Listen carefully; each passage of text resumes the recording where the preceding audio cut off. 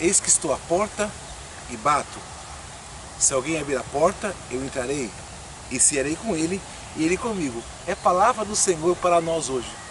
É uma palavra muito forte essa.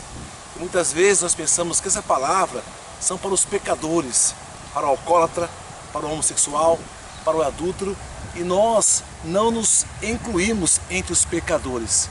Mas o Senhor está falando para a igreja.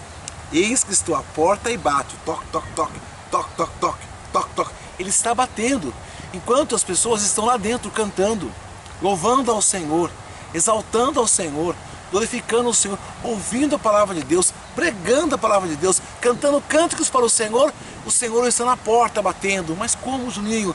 Ele está no nu, ele está no preso, ele está no doente, ele está no enfermo, ele está no pecador. Sim, naquelas pessoas que muitas vezes são colocadas para fora de alguma situação da igreja, convidadas a sair por causa do seu pecado.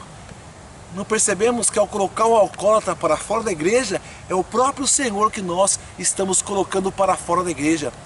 Por isso o Senhor fala, eis que estou à porta e bato. E cuidado, nós pensamos assim, eu sou melhor do que o bêbado, eu sou melhor do que o homossexual, por isso eu coloco ele para fora. Meu amado, Jesus não colocou ninguém para fora. Jesus andava com os pecadores, andava com Maria Madalena, andava com Zaqueu, andava com Levi.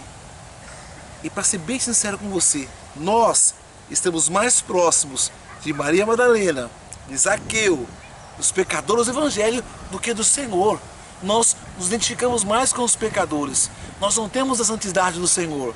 Nós não temos a misericórdia do Senhor. Esse Senhor que acolhe o pecador, acolhe nós que somos pecadores. Eu não estou falando do alcoólatra, eu não estou falando da prostituta, eu estou falando de nós que somos pecadores, que estamos na igreja e que precisamos de Jesus Cristo, tanto quanto o alcoólatra, tanto quanto a prostituta, tanto quanto a travesti, porque nós não somos melhores do que ele. Eu sou o Juninho da Missão ID, meu amado, minha amada, e se você gostou dessa mensagem, mande para alguém. Um beijo no seu coração.